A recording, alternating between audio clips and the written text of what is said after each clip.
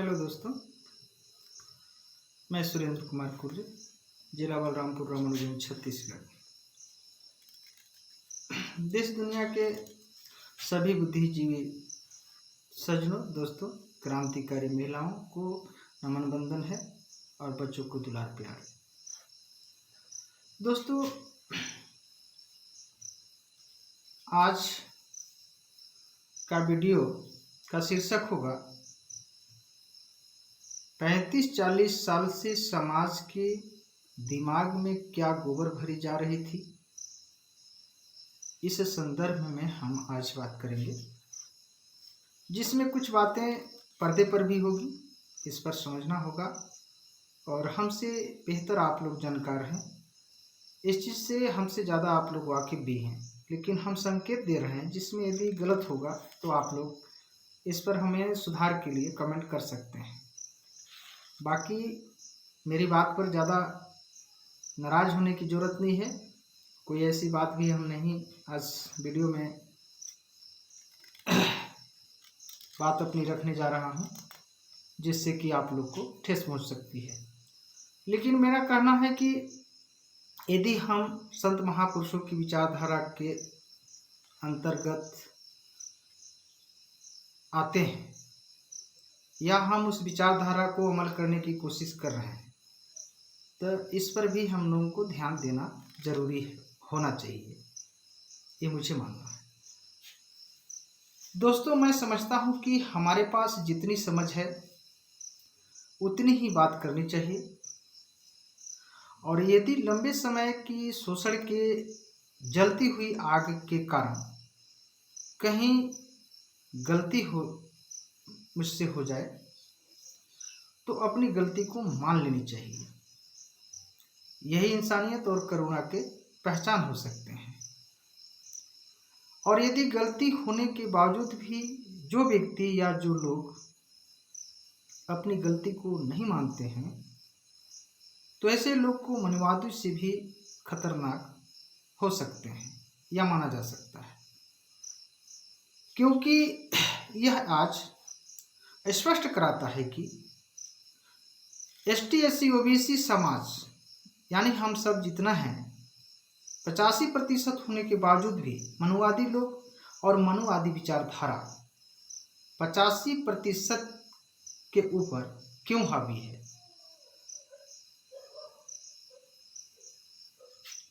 इस बात से हम लोगों को एक्सेप्ट भी करना होगा जहां गलती होगी। केवल पाला झाड़ लेने से, अपनी गलती को छुपाने से कुछ बात बनने वाली नहीं है, क्योंकि आज समाज में, देश में देखने को मिल रही है। इसी का फलस्वरूप कई परिवार, अच्छे शिक्षित समझदार परिवार के भी घर उजड़ रही है। इस पर भी आज जो अपने आप को जो अम्बेडकरवादी कहते हैं, वैसे समाज को इन्फॉर्मेशन में भी वो संज्ञान में नहीं लेते हैं, क्योंकि वह एक अपने आप को ज्ञानी समझते हैं। दोस्तों, इस बात को 1-2 उदाहरण के रूप में मैं बताना चाहूँगा, क्योंकि आप लोग हमसे ज़्यादा समझदार हैं, तो देश में क्या हो रही है आप लोग समझ सकते हैं। जैसे इटावा की घटना, आज हमारे OBC परिवार में हम सभी एक 85% के अंदर में जब आते हैं, तो एक हमारी समाज हुई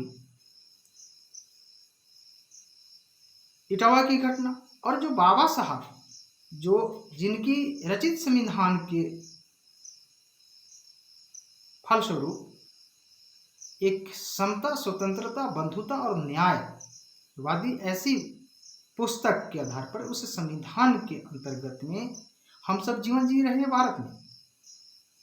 और वैसे रचित बाबा साहब की प्रतिमाओं को न्यायिक एक संस्थानों पर लगाने पर विरोध करते हैं। इस बात को गंभीरतापूर्वक समझना होगा कि आखिर 85% मनुवादी लोग हम लोग पर भारी क्यों पड़ रहे हैं। लेकिन आज वीडियो के शीर्षक के संदर्भ में मुझे इस प्रकार से कहना है।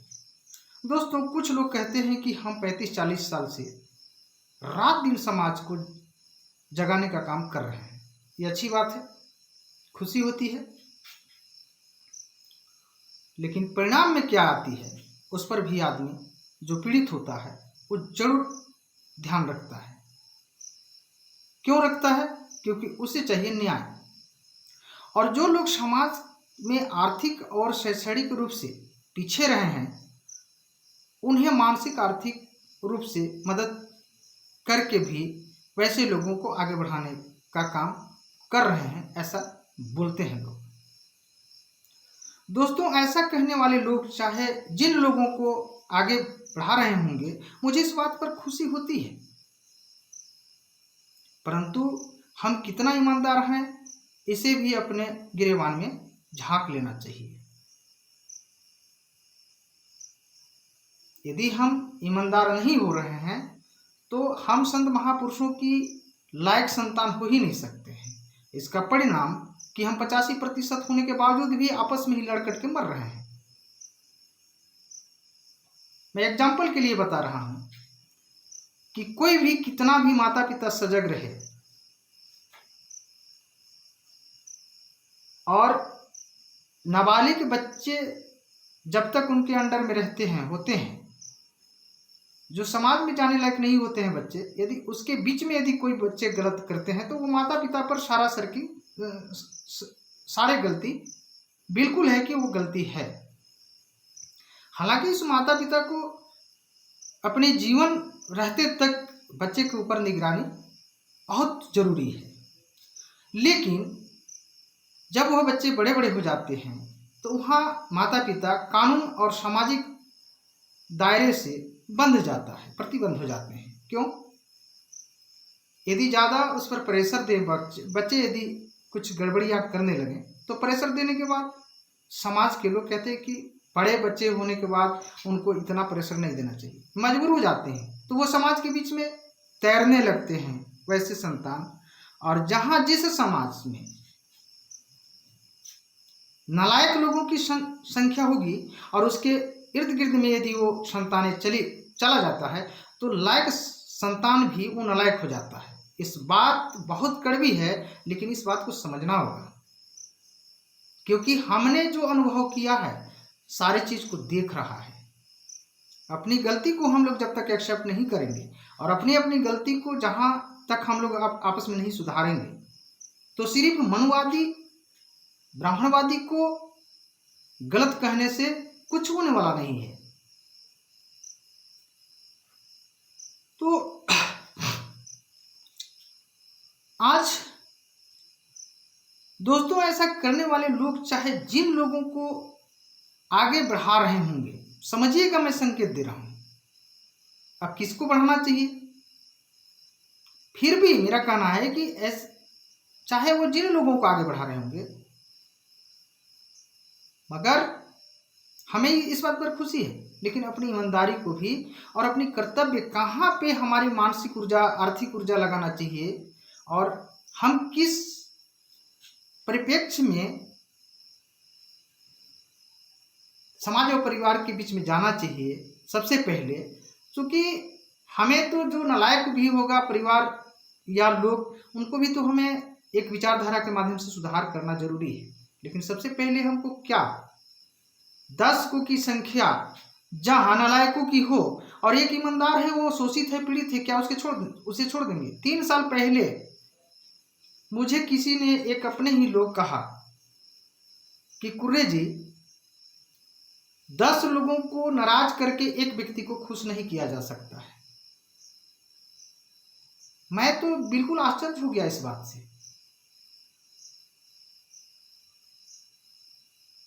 ये कितनी गंदी बातें हैं कि क्या हम नालायकों की भीड़ लगा करके हमारा देश का कल्याण हो जाएगा? क्या हमारा समाज का कल्याण हो जाएगा? दोस्तों, हम क्यों नहीं इस बात को समझ पाते हैं? आज हम वीडियो के माध्यम से इस बात को हम कह पा रहे हैं। इस बात को समझिएगा, थोड़ा सा करुणा दया अपने अंदर में और इंसानियत को अपने अंदर में एकाग्र चित्र में और एकाग्र स्थान पर इस बात को गंभीरता पूर्वक सोचिएगा कि आखिर कहाँ पे लागू हो रही है। और हम किस विचारधारा को मानने वाले हैं। अरे हमारे लिए तो सब बराबर है ना।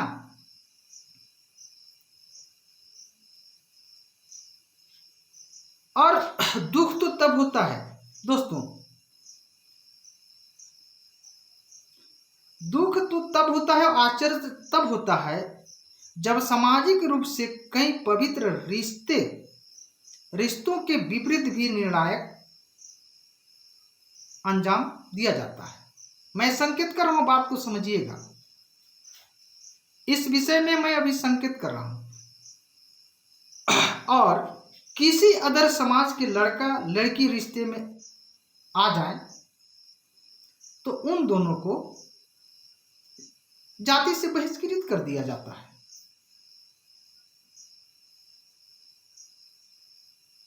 और जो समाज ने बहिष्कृत करते हैं वही लोग अपने आप को अम्बेडकरवादी और संविधान को मानने वाले बताया करते हैं।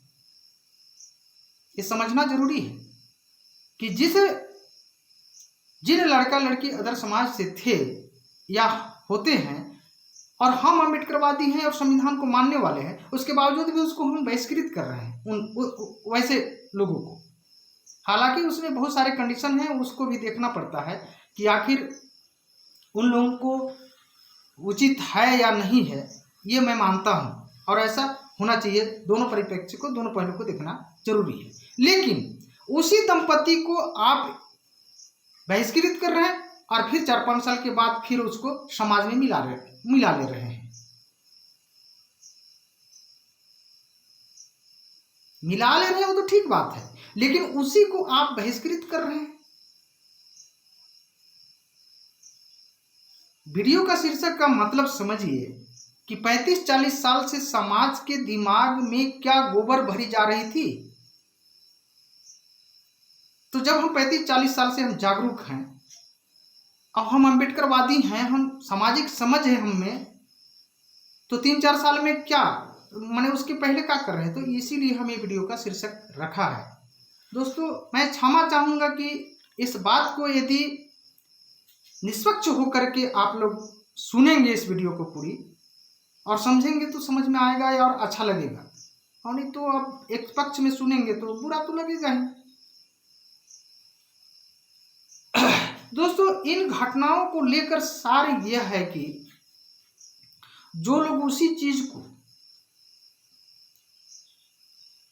लोग मान लीजिए कि ऐसा नौबत ना आए कि एक कहावत नहीं कहते हैं कि एक खसी को 2 जगह जबा हो रहा है, तो कहीं कहीं एक ऐसी कहावत भी इस दौर में लागू भी होता है। जो लोग उसी चीज को पहले से समझा रहे हैं कि संत महापुरुषों की विचारधारा में ये है, संविधान के अंतर्गत में ये है, उसके बावजूद भी ऐसे लोगों को बुरी लगती है उनकी बातों को।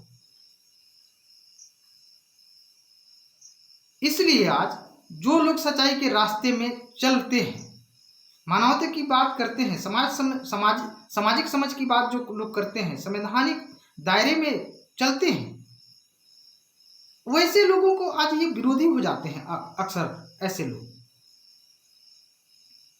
सच्चाई बात इनको कड़वा लगती है,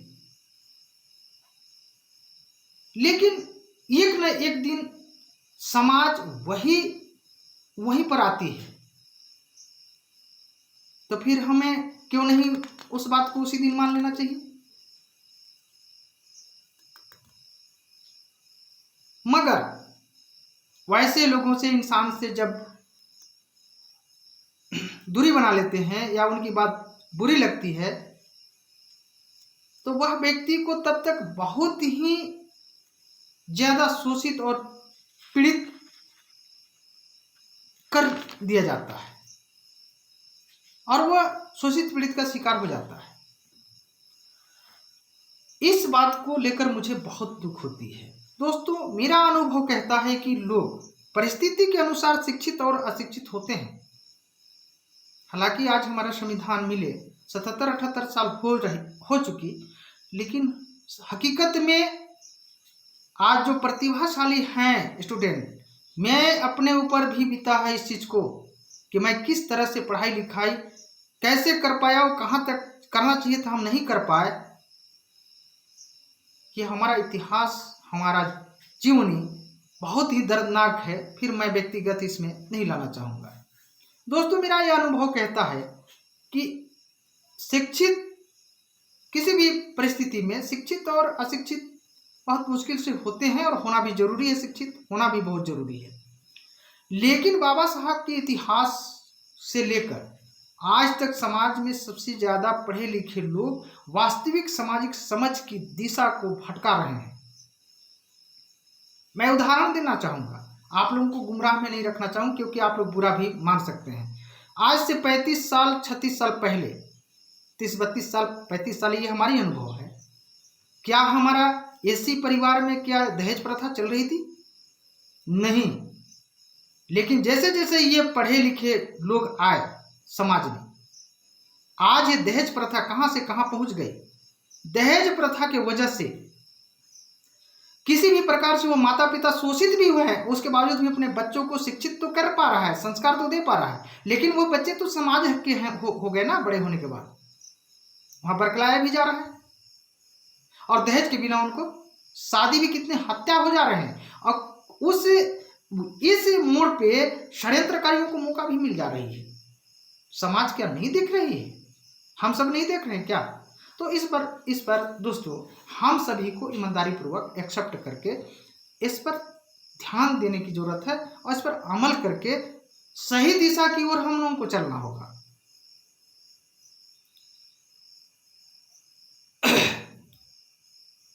इसलिए मेरा यह भी अनुभव है दोस्तों कि मन के साफ विचार अशिक्षित लोग भी आज अशिक्षित लोग भी हैं, और जो दिल की साफ है, मन की साफ जो हैं, अच्छे विचार के लोग जो हैं, तो वो शिक्षित से भी बढ़िया फॉलो करते हैं।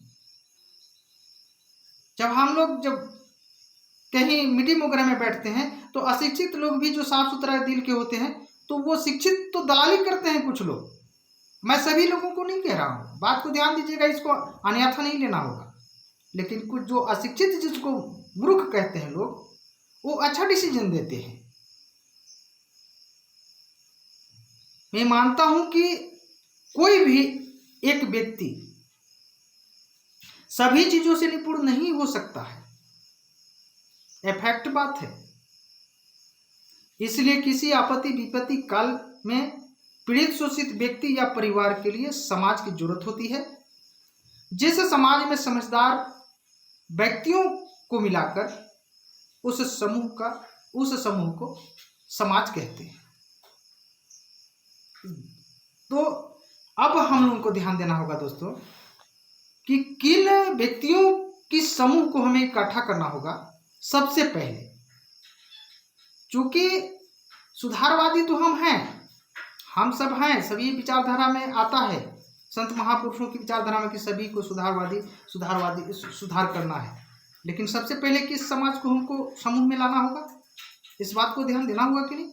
पता चला कि 10 गो के चलते 10 को, ये जो 3 साल पहले जो बताया गया कि कुर्रे जी 10 लोगों को नाराज करके एक व्यक्ति को खुश नहीं किया जा सकता। इसका मतलब है कि नालायकों लोगों को ही हम समूह बनाए।